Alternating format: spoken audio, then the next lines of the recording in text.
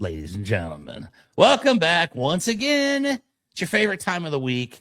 This is the 252nd time in a row that I'm going to tell you your favorite time of the week is Keepin It Rio time, because this is episode 252.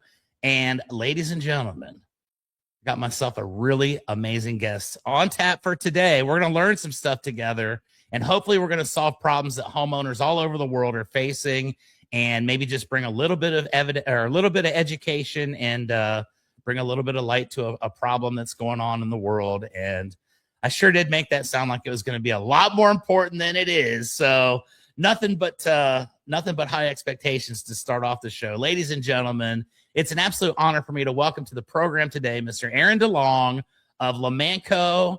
I'm a Lomanco guy, so I know all about Aron and I know all about Lomanco, but I know a lot of people don't. So why don't we just start off by me saying, Aron, welcome to the show. Why don't you tell us a little bit about yourself, and then we'll just run with it. Man, Chuck, thank you so much for having me on, man. It's such an honor. A little bit about me, man. I've the condensed version. I've been with Lomanco for 3 years. I cover South Texas, so I'm Beaumont to Georgetown, down to the border, and then circle back to Houston, where I live over here in Katy. Nice. Prior to that, spent 12 years on the roofing distribution side, where I did everything you can do from work the counter, ran some branches, ran some regions, was a salesperson. Just been in roofing for about 15 years, and man, I can't imagine doing anything else. I love the business. I love the people in it. I'm going to spend the next 30 years here, and then I'm going to shut it down and go fishing. That's the plan right there, and I love that. And I'd like to hear a little bit about your prior career, because I also was in distribution for about 15 years prior to getting into the contracting side.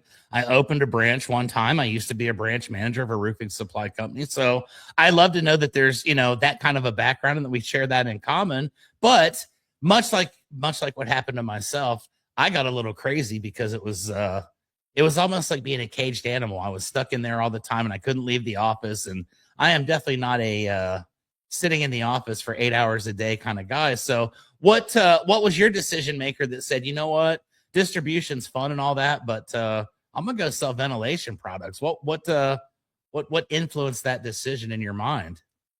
Man, I think we've seen distribution change quite a bit, right? It Yeah. it used to be, and I think there's still aspects of it, but it used to be a ton of fun.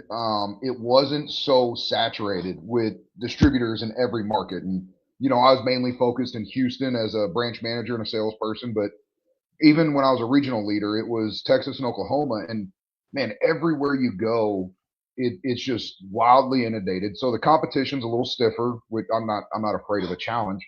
Um, but my last opportunity, I was really kind of a square peg trying to be fit into a round hole, and we looked at the business differently.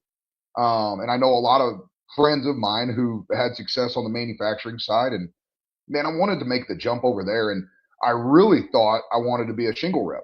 And so I was actually interviewing with a large shingle company looking for a regional manager at the time, and bailed out of that to go sell vents. And never in a million years would I have thought I'd be selling vents, because it's such a small part of the business. But hey, here I am. I've learned more than I ever thought I could, and I'm having a blast doing it. Yeah, and at the end of the day, you stay in the industry, you're having fun. I agree with you. I think being a manufacturer rep would be amazing. I probably tried a little bit later in life than I should have, and I didn't get any of the opportunities I was looking for on that end, which is why I'm still doing my contracting. But I love that about it, and I think it's interesting that you landed in ventilation, because, like you say, this isn't something that you probably dreamt of as a kid. Like, one day I'm going to go out to explain to roofing contractors where they're messing up, how they're ruining people's homes, and how they could, solve these problems. But Lomanco, from what I understand, is a pretty interesting company. So tell me a little bit about the decision-making process when you thought, okay, I'm going to go do something else. Think I'm going to be a shingle rep, but here's this appealing opportunity. What appealed to you about Lomanco that made you look at that and say, hey, you know what? That looks pretty dang cool. Yeah, it was, man, until I was 26 years old, I was going to be a football coach. I played football my whole life, played college football, coached at the college level, and got out of that to go get a real job for a little bit. But as I'm looking to make the change, fast forwarding, man, I'm praying real hard. And it's a prayer of like, God, don't nudge me, shove me. Like, slap me in the face in the direction I should go. Um, and so I have an old friend of mine that I worked for back at Allied Building Products, which is now part of the QXO family. Yep. Called me and said, "Hey, dude, you should talk to Lomanco." I was like, "Yeah, right. You sell vents, dude. I can't believe you took such a step back." But then I go up there and I meet our leadership, and the two guys that I work for, like, you couldn't ask for better bosses. They're almost as competitive as I am, and they would argue that they're more. Of And then course. and then we go to barbecue up in Arkansas for lunch that day, and it's not Texas barbecue, but it's close enough. And the owner of the company was like, "Hey, I think I'm just going to join you guys." And he comes in like a Arkansas Razorback fishing shirt and is Nice. like runs this enormous company. And he is just the coolest guy. And his daughters are in the business too. And like the whole Belden family is involved. It's still family owned and operated, which I think is really cool. It's three generations with four and five in the business. And I really like how being a family owned business that is focused on one thing, and that one thing is ventilation, makes us very nimble, and it makes us focused on putting out the best possible product and solutions for the customer. So it's not, I don't get pulled in 12 different directions because I got 12 different lines I'm offering. It is ventilation is what we do, and ventilation is all we're going to do. So we better be damn good at it, or we're all going to be promoted to customers. Right. And I love that because to me, I think it's very important to focus on one thing and to be a specialist. And there are a lot of people in our industry that have these little niches that they fall into and they end up, completely dominating and becoming one of the industry leaders in that sector. So I definitely see that heading your way. And I feel like you're already in that area. But let's talk a little bit about this early stage as a ventilation rep. Obviously, you've got a good network to fall back on. You've been in the industry, you've known a lot of people over the years, but ventilation, again, it's not one of those things. It's even probably harder than shingles to get someone to say, I'm going to switch to a different vent product because, I was in distribution. I know how that works. I would have guys that no matter what shingle brand they ordered, they were going to get this very specific vent, and they didn't care if it had any warranties or anything like that. So tell me a little bit about your experience getting in, some of the feedback that you received from some of your compatriots here in the industry when you come to them and say, "Hey, let's talk vents." What was that initial foray like for you? Dude, you're exactly right. I went and sat down in front of people and was like, "Hey, benefits and features." And the most common kickback I got was Ridgevent is Ridgevent, contractors don't care. And it's like, "No, but we've got a three baffle system and a lifetime warranty. We got all this stuff, right?" And everyone's like, "Okay, cool. What's it cost?" And I'm like, "Okay, yeah, we've got that part covered." So that was very difficult. But anyone who knows Ian and Jay know them well because they're the men in this industry. So I took it, and when I first started, my whole goal was to start and do my independent thing, which I'm doing now. Um, and so I said, if I'm going to have any success in this, I better be the Ian and Jay of ventilation. Like, I better be the person people call when they don't know what to do. So I invested a ton of time with our engineers in doing my own research, and then comparing that research to what the engineers have tested and found, and decided that if I'm going to do this thing, I need to do it all the way, and I need to become the expert so that contractors and distributors can lean on me when they need something and I can find them the answer, even if it's not my product. And I do it all the time where we'll come up with a challenge and maybe I don't have a solution because you're not re-roofing the house. You're just fixing the ventilation. And I got to point them in another direction, but I know those people from my time in distribution. So now it's come to me. I will point you in the right direction. Even if it's not my stuff, we'll get you squared away. And I feel like that brings a little more value than me trying to shove Lomanco down your throat all day. Because at the end of the day, you need to get your homeowner taken care of. And in the long run, I think we win a good relationship and a good opportunity to work together if you can trust me from that standpoint.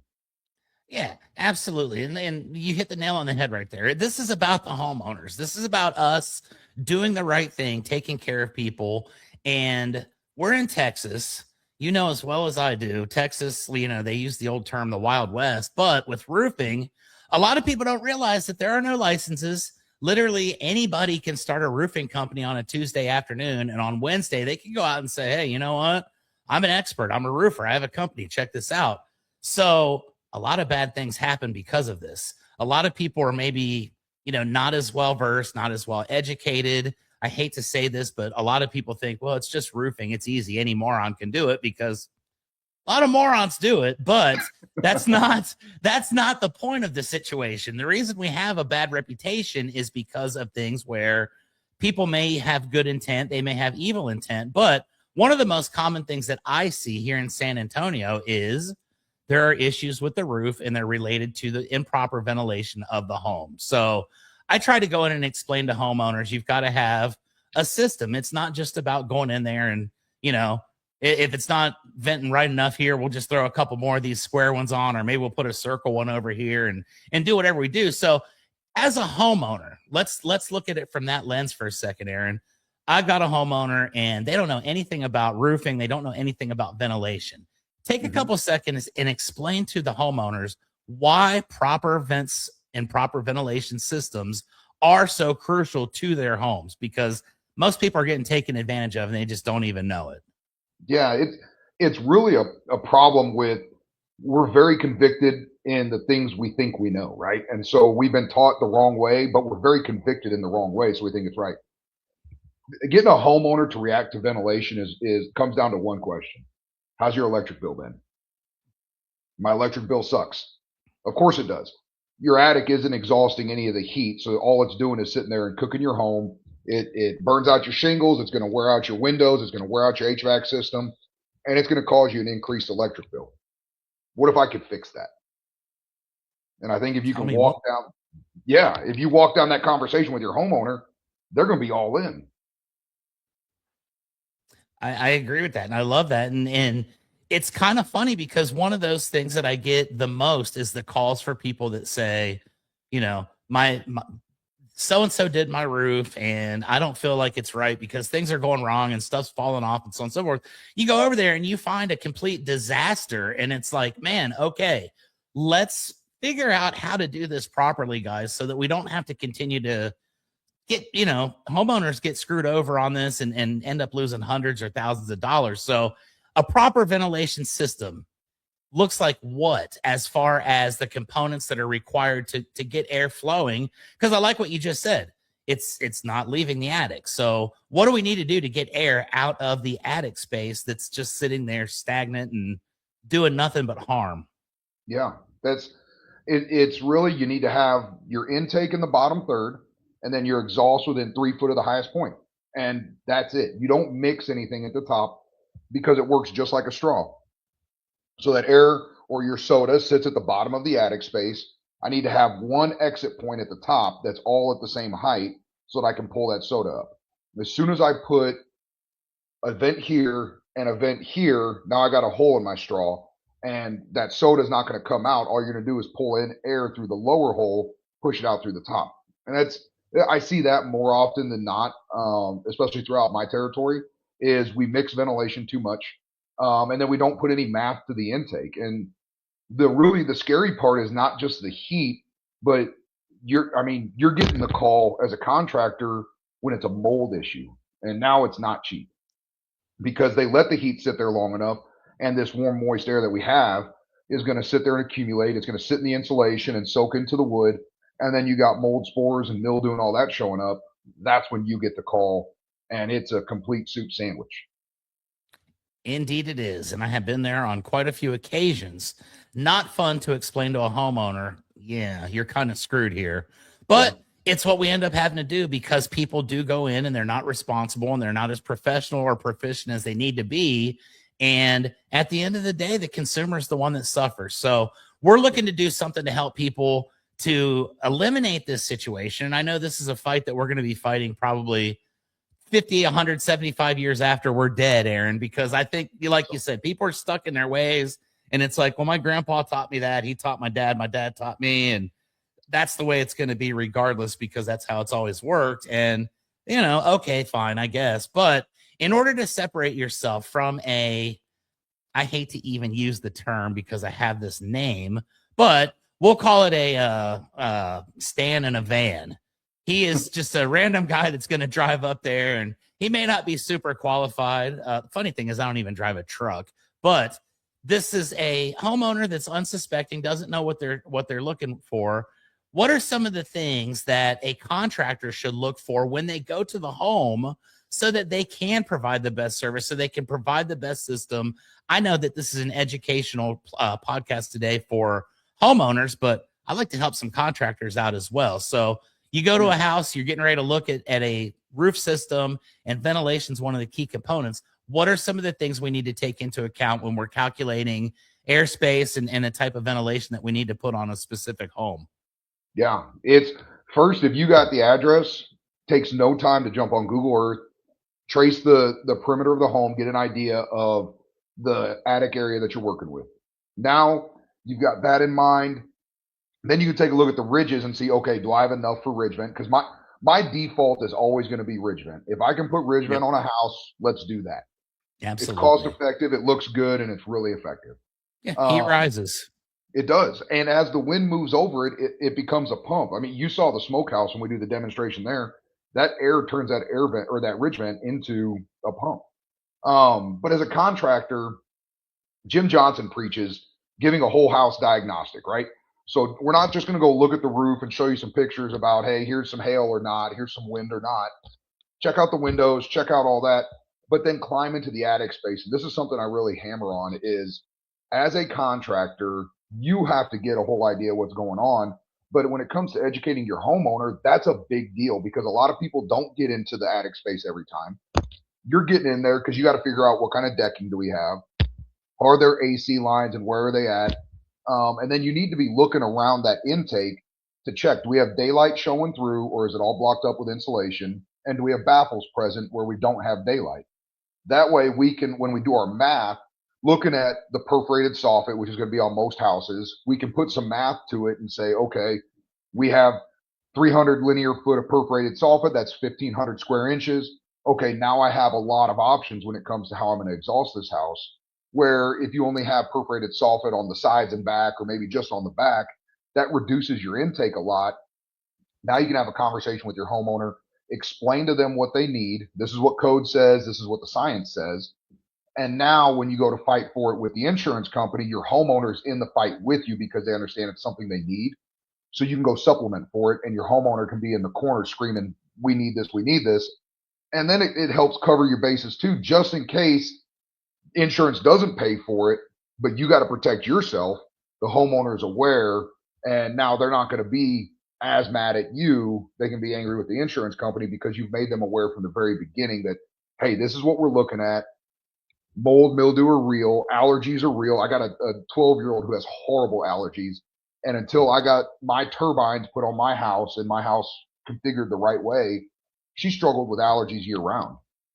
If they got little kids, maybe in the same scenario, you don't want to see that. So I think having that conversation, explaining why you're doing everything that you're doing, you're now educating the homeowner and you become a little bit more than a shingle off, shingle on guy.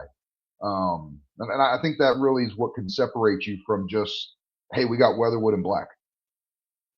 Right. Yeah, we've got enough Weatherwood and Black contractors out there, that's for sure.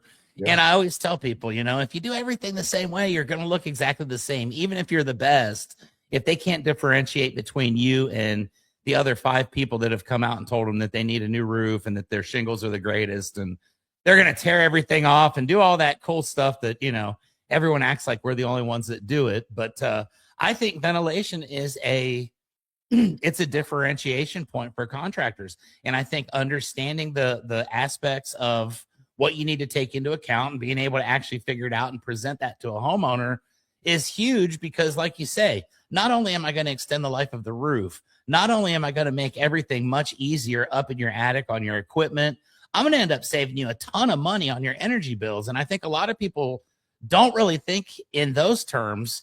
I know for me, I'll use a product here, Aaron, just because I believe in this product, but I use Attic Breeze a lot.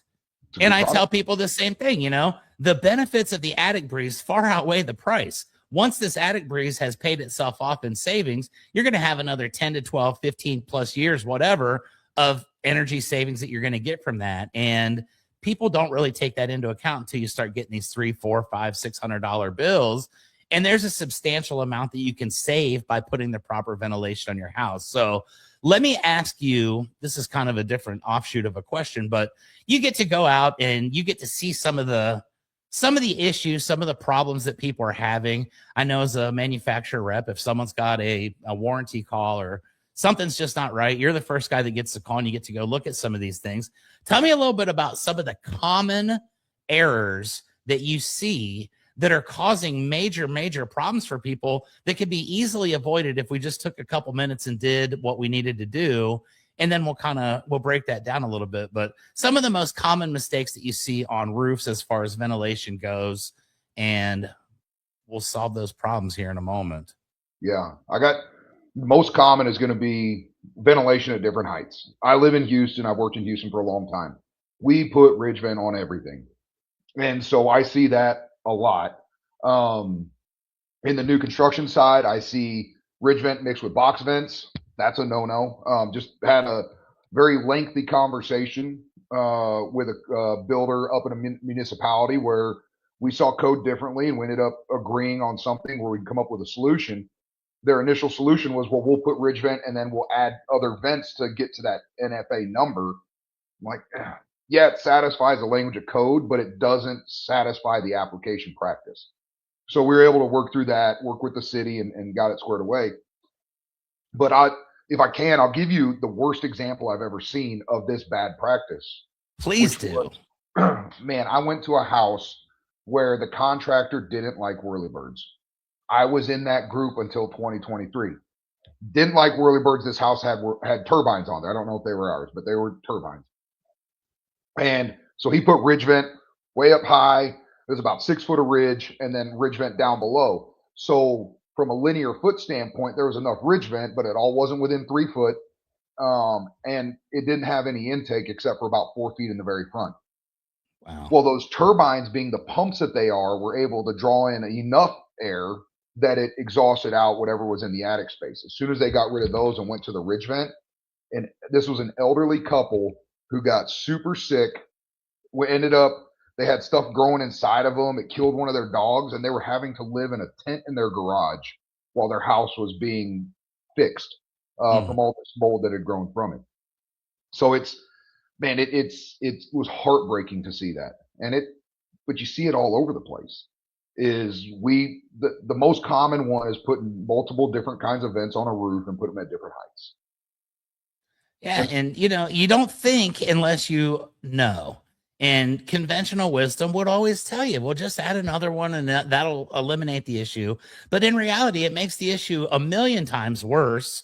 And you get to the point where you're living in a tent in your garage as an elderly couple because you can't breathe anymore. And I don't assume that it was intentional. I never do. I always figure, I'm a good-hearted person, so I assume everybody else is. I can't imagine that a roofer went into a senior citizen's home and said, watch what I'm about to do here. Wink, wink. Like, I'm going to really screw these people and I'm going to, almost kill them. But it happens far more often than we would like to believe. So I think that educating the contractors is hugely important. And I know that that's something that you're very, very good at. I went to one of your presentations the other day here in San Antonio. So let's talk a little bit about that aspect of your career. You get to go out and you get to teach these guys who do stupid things like that, intentionally, unintentionally, whatever. And you get to, travel around and learn different people's mentalities and mindsets. So tell me a little bit about that dynamic of what you do, setting up events, going around, talking to contractors, explaining to them. And then I've got a good question after we answer this one. Okay. No, that's the most fun part of the job. Like going to see distribution, that's fun. I've made a lot of friends on that side. Guys that used to be the competition, that it was awkward the first couple of times I'm walking into an ABC or a QXO or someone like that, and I'm like, man, I'm on enemy territory right now. What am I doing? But that part's been fun. But the best part is sitting in front of contractors. Froze. There we go. Sitting in front of contractors and having them engage throughout these trainings. I love it when they challenge me because I'm real honest. If I don't know the answer, I don't know the answer, but I know someone who does. And so that is probably what's helped progress my learning and growth throughout the last several years was the questions that I get from contractors that I don't know. I got to go back and find out. and they always have a good answer for me.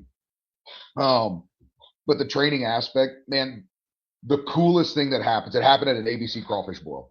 I was just happened to be at the one in Stafford last year, I think it was. And I had a young contractor who had been to my training I did earlier in the year at Rudy's over in Katy. And he came up and he said, "Hey, man, you told me to get into the attic space. I left your training to go to an inspection, happened to be an engineer, and I was the only contractor who got into the attic space. And so I got the job because I could speak to this is how much intake you have, this is how much exhaust we can use. We're going to accomplish these air exchanges that we need to accomplish, and it's going to preserve the life of your roof. It's going to give you some relief on your electric bill, like all, the whole spiel that I go through. And to have a young cat new in the game come and say, "Hey, I got a deal out of it," like that's what this is about, is helping people. And I know there was a time where I tried to be a contractor for like 30 days, and I realized your job is really, really hard, and I'm scared of heights. So it didn't work out for me. But the scariest part is that first 90 days until you get your first check.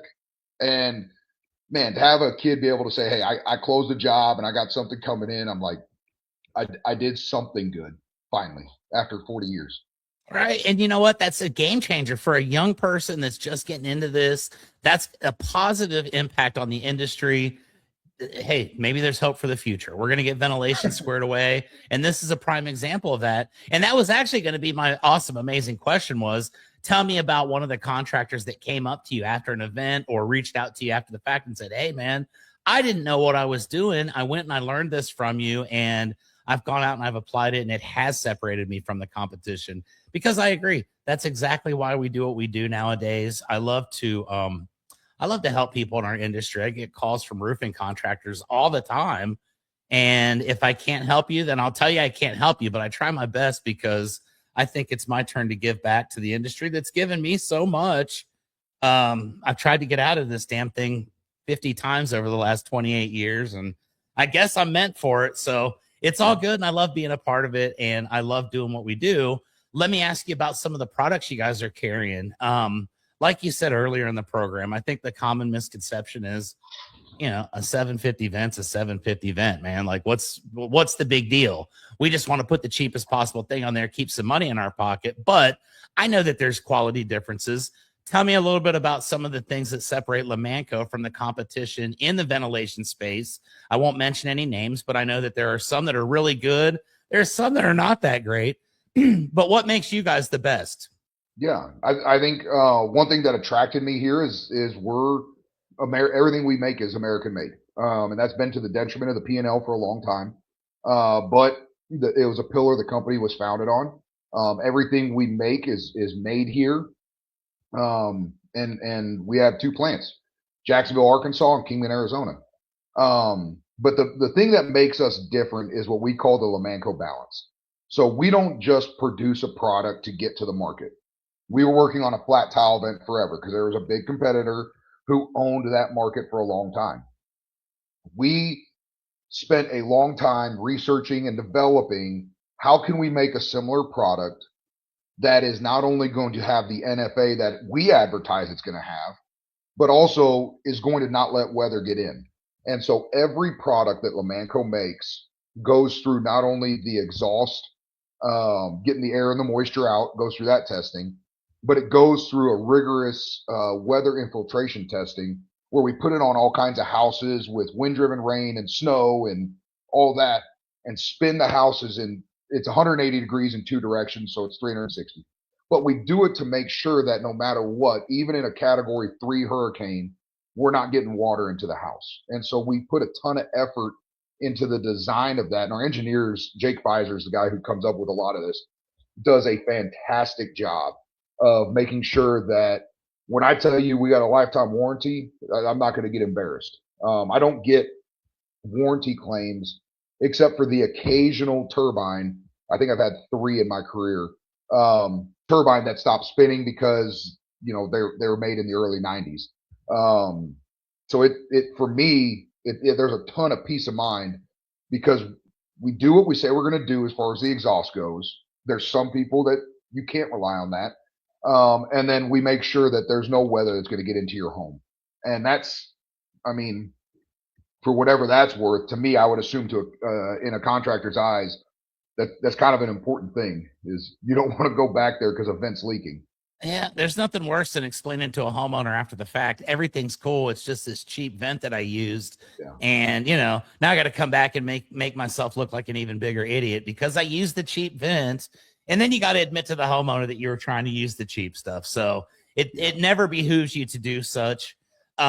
With the Lomanco products, I know you guys are, like you said, you're all American made. Everything is here in the USA. Distribution channels, I know that, when I was in Charlotte, I carried Lomanco. What do you guys look like as far as distribution across the country? That is, we're in every distributor you're going to find, especially the big three. But man, we were in our meetings last week and we have a top 25 distribution list that doesn't encompass everybody. So if you want Lomanco and you're going to use a roofing distributor, you're going to find our product. It's our reps do a really good job. It's for me, it was so cool to be in a group. There's 28 of me's across the country. And I'm looking around like, man, I'm the little guy. I got to catch up to these suckers. They've been doing it forever. They're really good at what they do. And then that part excites me. They do a great job of getting into distribution, creating partnerships, but then we really focus on the contractor side to make sure we're equipping you with the knowledge and then walking with you, especially as you get your feet wet into, okay, I'm going to be a ventilation expert as a contractor. But we walk beside you to make sure that you're out there to win. I love that. And, if anybody's watching this right now and you're still like on the fence saying, well, whatever, it's just ventilation. My CRM automatically calculates the pieces that I need and it knows everything because, it's way smarter than I am. This is pretty good stuff, guys. And I think y'all should take into consideration that a lot of these issues can go away pretty easily and it can solve you a lot of headaches down the road. It can solve your reputation, a lot of issues.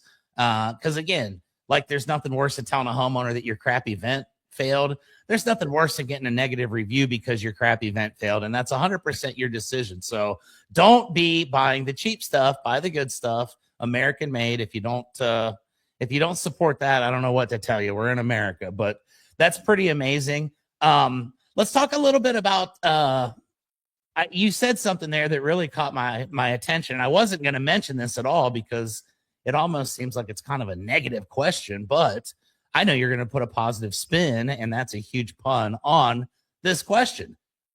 I've been around since the late 90s in the industry. I have seen, just about every product that's come and gone that was going to save the world, that was going to be, the next big thing. And there have been constants throughout the course of time as well. And I love what you just mentioned about a turbine vent because I am one of those people, and I'm going to say right now that I'm willing to change my entire perspective on this. I'm one of those people that doesn't really like putting turbines on because to me, they have historically not lasted as long as the roof system. So I like what you said about having just a couple warranty calls because they were made way back in the 90s. And that begs the question, Aaron, what has improved on turbine whirlybird vents since the 90s that make them now a better, more confident type of option for a contractor and not one that scares you where you're thinking, oh my God, it's going to stop working and then I'm going to have problems and I'm going to remember these people 10 years from now when they're suing me. What kind of evolution have we had in the framework and inner workings of those vents to prevent that from happening? Yeah, I think a lot of it's in the design of how we make ours.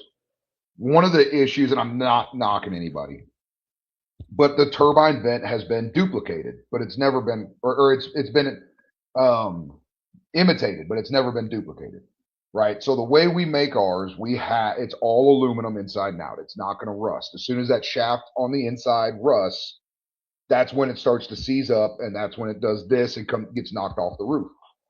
The other part that we do is we have two sets of permanently lubricated ball bearings, one at the top and the bottom, that are designed to spin forever. That's why we put a forever guarantee on it. The two that I replaced, one was made in 1990, and then the other was made in 1992, but it had been spray painted green, so that might have affected it a little bit, but who cares? Forever's forever, and it's two vents. Here's your new vents.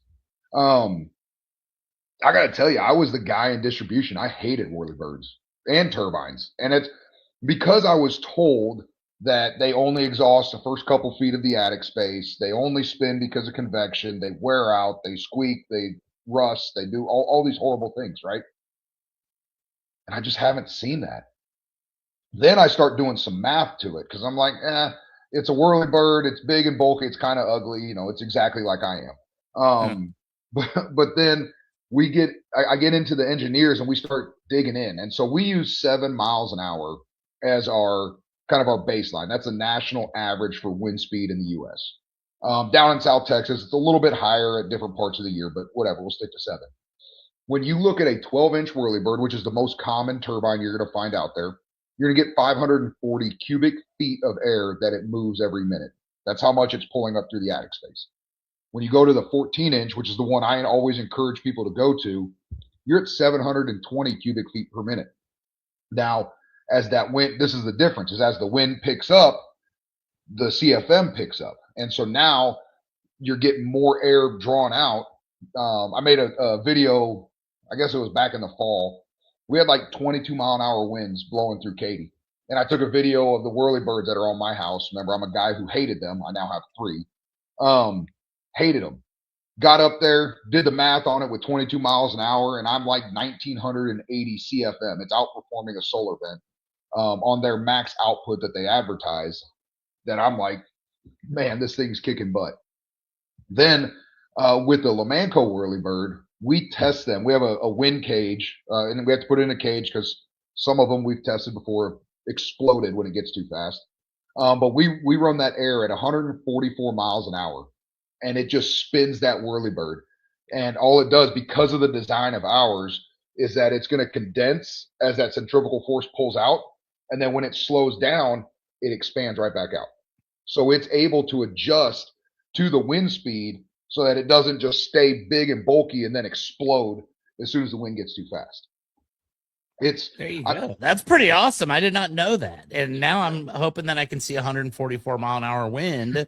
I'm going to go find some houses with some, they're going to be whirlybirds. They're not going to just be any random turbines because I know some of the other ones would be laying somewhere miles down the road. But I think that's fascinating. And to me, in my time, I learned to hate whirlybirds from distribution too. I'm going to be honest. I was a conveyor truck driver for 12 years. And those things were the biggest pain in the ass to transport to a job site with a huge truck because they were so fragile back then. And it was like, man, these things are just not my cup of tea. But I think you've done something to change my mind. And hopefully people that have been watching this that are either contractors or homeowners have realized that there's a lot more to this than just slapping on a couple vents and letting the air do its thing, because it doesn't work that way if you don't do it right. So I appreciate that very much. I do want to ask, go ahead. I think that's a way to separate yourself, is because you mentioned the CRM before, right? Where it just automatically spits out what you should do. That's the guy who's going to go in and tell you how great the shingle is that they use. Yep. And I think when you take that approach with anything, and don't do it with Lomanco either, but when you walk in and you talk about how great a product is, now they can go to the next 6 contractors that knock on the door and say, I'm going to have this product because I became sticky to that product. Yep. But when you go in and you do a whole house diagnostic and you say, hey, this is where we're at, this is what you need for ventilation, what you have up there right now is not going to work. Oh, and by the way, we use a shingle that does this, that, and the other. But this is how we put things down and how we address your valleys and your penetrations. And like when you can talk about the way you do things versus what you use, you're less of a price and more of a solution. And I had to learn that the hard way through what I have to do now, because ventilation, shingles, everything in this business has been commoditized to where it often boils down to price, right? Yep. So I got to do things a little bit differently than everyone else that's out there in order to bring some kind of additional value to make me a little bit more different, hopefully a little bit more desirable. And now that's how you start to make inroads. And I think if contractors do that, I know there's a bunch that do it really good, but if people really take that and embrace it, and ventilation can just be a small part of it, I think you win more jobs that way than having to be the $280 a square that we hear, the nightmare that's running around right now. Especially in Houston. I've been hearing a lot about that lately. So we want to avoid that at all costs because that is the quickest way to bankruptcy and horrible memories for your life moving forward. So don't Well, sell stuff at 280 a square, guys. That is just stupid. you feel bad for the homeowner because the homeowner is going to have an issue when it's done that way. And the company that they got that great deal from ain't going to exist anymore. And Yep, now they're going to they're have to buy a gone. whole new roof again. Yeah, it's a never-ending cycle, unfortunately. But we are here to do what's right. We're here to help prevent that from happening. And I am convinced 100%, Aaron, that at least I'm going to say 50, 60,000 people are going to watch this episode today, and they're going to say, you know what? I need to learn more about ventilation. I need to learn more about what's going on with Lomanco. So if a contractor's watching this, or even if a homeowner who potentially wants to educate themselves prior to a contractor visit, what are some of the tools available through Lomanco that contractors and homeowners can help educate themselves through? Yeah, no, we've got first we got an area market manager in every market of the country. So you've got hands on right there with us, and I'm at by far the least of those. But if you go to the Lomanco.com website, we have vent resources to where we're going to give you a little bit of education about each vent that we use. We've got some stuff on there in our knowledge base tab that's going to tell you why you got to do what you need to do, the importance of having balance. And then on that website, we also have a Lomanco vent calculator. So if you take the square footage of your attic space, pop it in there, then you can see all your options there, and it's gonna address not only the exhaust, but based on the exhaust you pick, it's gonna tell you what you need for intake.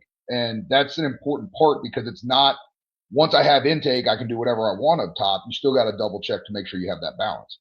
So we have that available on the website, and it's also available on the Lomanco Vent Selector app that just went through a rehaul last year, and it's a little bit more user friendly. And man, it's ready to go. But doesn't matter what part of the country you're in, if you're a South Texas guy or whatever, you get a hold of me, I'll point you in the right direction. I'm happy to help and happy to get you to the guys that can help you out. Absolutely. So there it is, folks. There's no excuse. If I see you guys putting the wrong vents on a house now, I know you're not watching the podcast, or you're just not paying attention, or you don't care. So there's no positive outcome from that. Let's all get it together. Let's help these people. Let's extend the life of these roofs so we don't have to replace them every couple of years, which, again, I know that's some folks' mentality and that's how they stay in business. But I'd rather just go out and have one person tell me that I didn't have to do the roof the second or third or fourth time because it was done right the first. And that's pretty awesome. One final question I have for you, my friend. I went to your training event here in San Antonio, not last week, but the week before. I know you travel around, do the road show, do the presentations, popping up in different cities. What do you have on the schedule moving forward if anybody's watching and they'd like to maybe catch you live with the Smokehouse? Yeah. So I got one Wednesday this week at ABC AirTechs in Houston. And then I have a couple individual ones for contractors because I'm very happy to come to your office and do one for you there. And I'm going to work on a couple coming up in April, May, and June to make another run through Austin, San Antonio, and then Corpus in the Valley.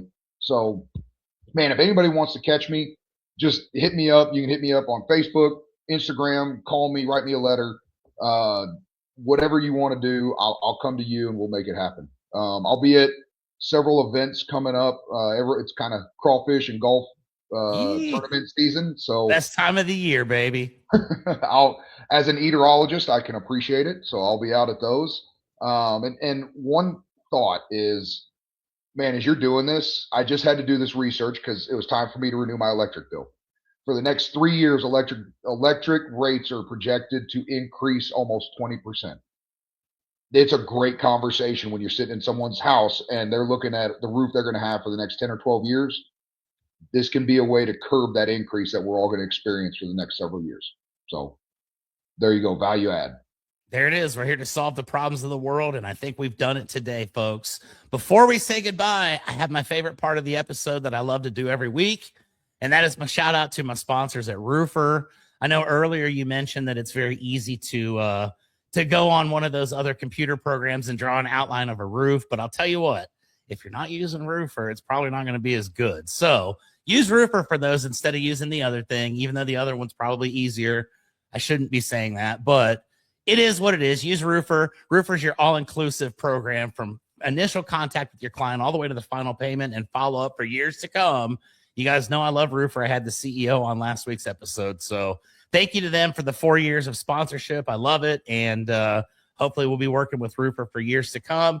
For everybody that watches Keepin It Rio, thank you guys. This is 252 episodes deep now. And I never anticipated that when we did episode 1. I thought maybe we could get to 3 or 4. So 252 is pretty awesome. My goal is 2,500. We're closer to that now than we were yesterday. So life is good on this end. I appreciate everybody watching. Aron, thank you for taking the time to be here today.